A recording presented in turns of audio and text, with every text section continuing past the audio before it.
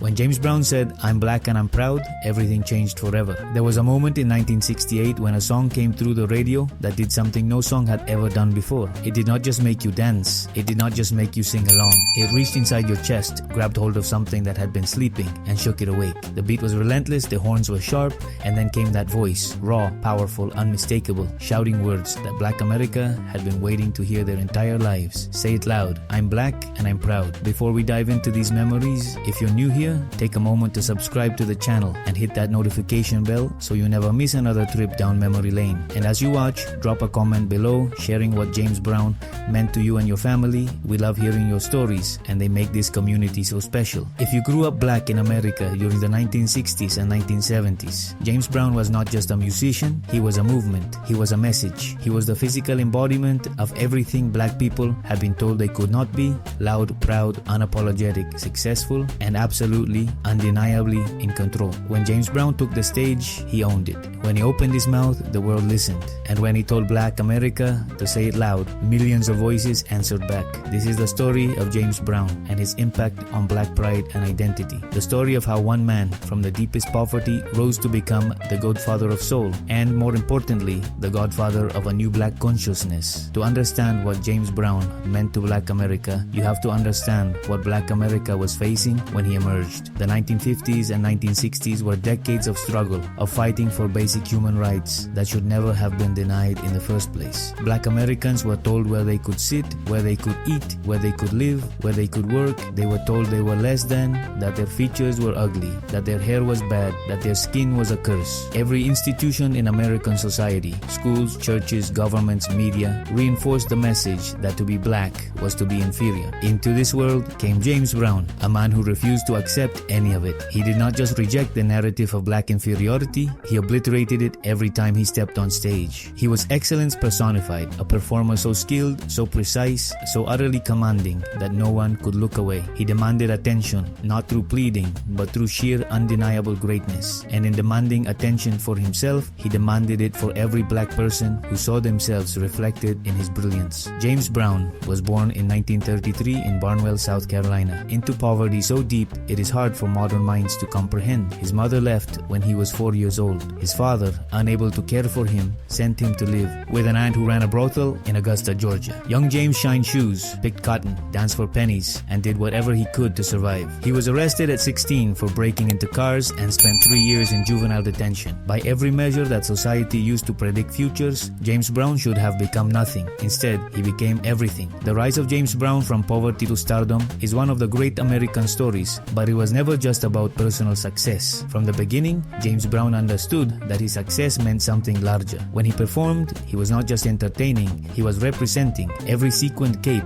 every perfectly executed spin, every scream and grunt and split was a statement. Look at what we can do. Look at what we are capable of. Look at us and see excellence. His work ethic was legendary. The James Brown Revue rehearsed constantly for hours upon hours until every movement was synchronized. Every note was perfect. Every beat was precisely where it needed to be. Brown fined his band members for mistakes. A wrong note could cost you money. This might sound harsh, but the message was clear. We will not give them any excuse to dismiss us. We will be so good that excellence is the only possible conclusion. This perfectionism was not ego, it was strategy. James Brown knew that black performers were held to different standards, that they had to be twice as good to get half the credit. So he made sure his show was not twice as good, but 10 times as good, 100 times as good. When you saw James Brown perform, you witnessed something that transcended race even as it celebrated it. You witnessed the absolute peak of what human performance could achieve. The James Brown stage show was unlike anything America had ever seen. It was a full sensory assault, a hurricane of music, movement, and emotion that left audiences breathless. Brown did not just sing his songs, he inhabited them, throwing his entire body into every performance with an intensity that seemed almost dangerous. The spins, the splits, the slides across the stage, the collapse and resurrection with the cape, every element was choreographed yet somehow felt spontaneous, as if the spirit was moving through him in real time. For black audiences watching James Brown perform, the effect was transformative. Here was a black man in complete control, commanding a stage with authority that brooked no challenge. He was not asking permission. He was not softening himself to make white audiences comfortable. He was fully, unapologetically himself, and that self was magnificent. The message was unmistakable. This is what black excellence looks like. This is what black power looks like. This is who we are when we refuse to be diminished. Children who saw James Brown perform, whether in person or on television, never forgot it. The image burned into their consciousness, becoming a reference point for what was possible. If James Brown could command the world's attention through sheer talent and determination, maybe they could too. If James Brown could rise from poverty and prison to become the hardest working man in show business, maybe their own circumstances were not insurmountable. James Brown did not just entertain, he inspired. The music itself was revolutionary. James Brown did not just perform existing styles, he invented new ones. His innovations in rhythm, his emphasis on the one beat, his use of syncopation and repetition laid the groundwork for funk, disco, and eventually hip-hop. Musicians and scholars have traced direct lines from James Brown's grooves to virtually every genre of popular music that followed. When you listen to modern music, you're hearing James Brown's influence whether you know it or not. But beyond the technical innovations, James Brown's music communicated something essential about the black experience. His songs were testimonies, declarations, manifestos set to rhythm. Papa's Got a Brand New Bag was about reinvention and forward motion. Get Up, I Feel Like Being a Sex Machine was about vitality and power. Superbad was about confidence and self-assertion. Every song was an affirmation, a statement that black life was not just worthy of representation, but was itself the source of the most vital, exciting music in the world. The grooves James Brown created were designs to make you move, and movement was liberation. When black bodies moved to James Brown's music, they were not shuffling or bowing or making themselves small. They were dancing with abandon, with joy, with power. The dance floor became a space of freedom where black people could express themselves fully, could take up space, could feel the music in their bones and respond without restraint. Then came 1968 and everything changed. Martin Luther King Jr. was assassinated in April and black America convulsed with grief and rage. Cities burned. Hope seemed to die alongside the dreamer who had articulated it so beautifully. In this moment of crisis, James Brown stepped forward, not just as an entertainer, but as a leader. The night after King's assassination, James Brown had a concert scheduled in Boston. City officials feared riots and considered canceling the show. Instead, they made a different decision. They would broadcast the concert live on public television, hoping that it might keep people home and calm. It was later that year James Brown released the song that would become his most important legacy, Say It Loud, I'm Black and I'm Proud. The song was both a declaration and an invitation. It told black Americans to stop accepting the definitions imposed on them by white supremacy and to define themselves on their own terms. It told them that black was not a mark of shame, but a badge of honor. It told them to say it loud, to refuse to whisper or apologize, to claim their identity with full voice and full conviction. The impact of the song cannot be overstated. For children growing up in 1968 and the years that followed, Say It Loud was an anthem that rewired their understanding of themselves. Before the song, many black children had absorbed the message from media, from society, sometimes even from their own families, that their blackness was something to be overcome,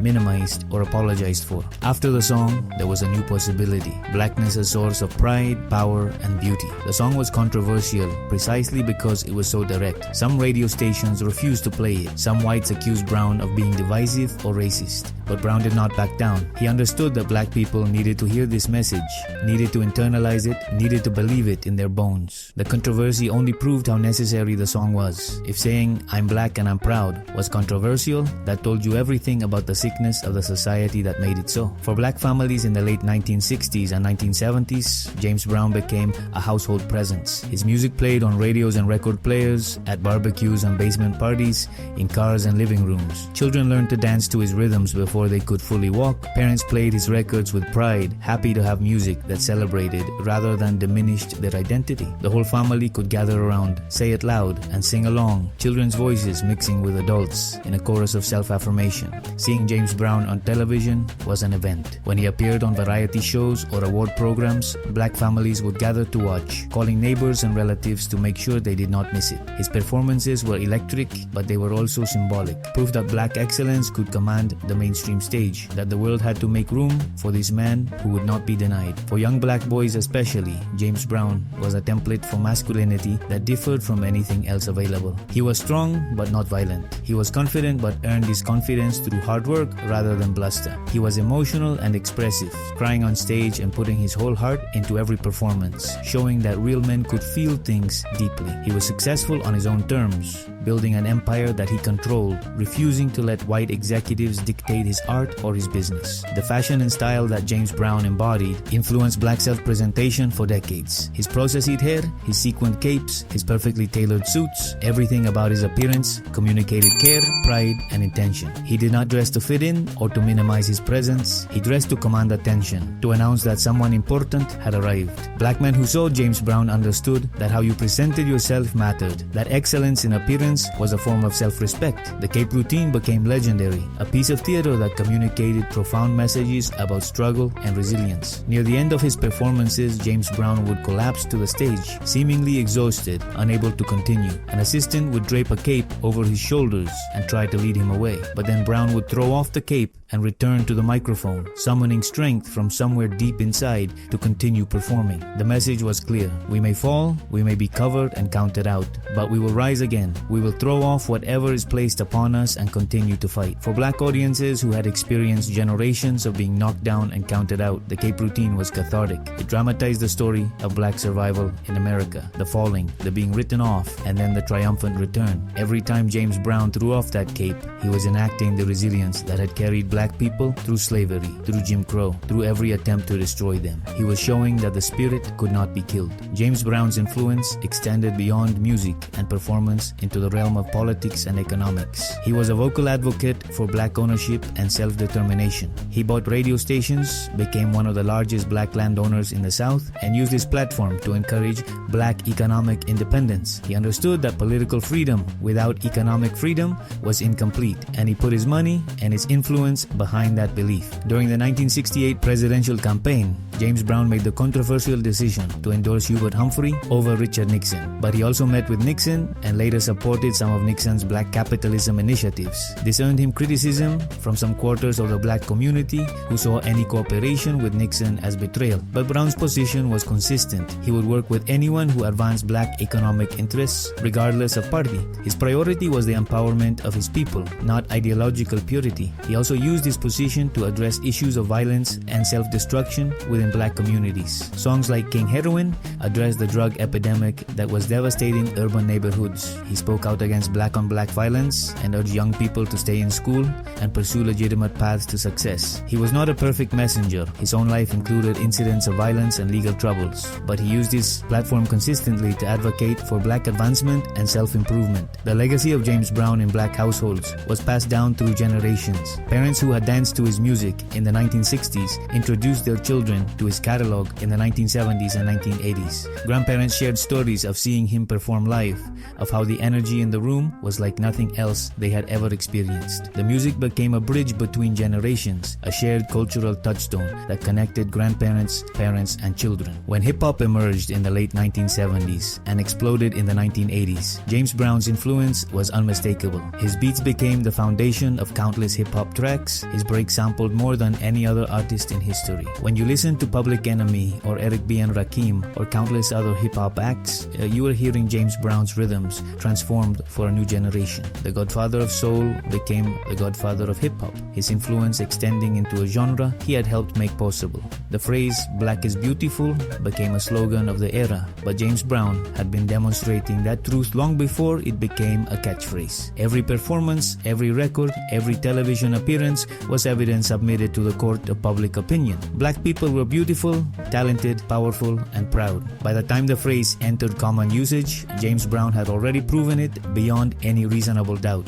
For children who grew up during the peak of James Brown's influence, the impact was formative. They learned to see themselves differently because of him. Before James Brown, many black children absorbed messages that their natural features, their skin, their hair, their bodies, were problems to be fixed. After James Brown, there was a counter-narrative. These features were not problems but gifts, not marks of shame but sources of power. The confidence that James Brown projected was contagious. When you watched him perform, you absorbed some of that confidence into yourself. When you sang along to Say It Loud, you practiced declaring your own worth. When you danced to his rhythms, you learned to take up space without apology. James Brown was not just performing for you, he was modeling a way of being in the world that you could adopt and adapt for yourself. This was especially important for young black boys who received constant messages that they were threats, problems, criminals in waiting.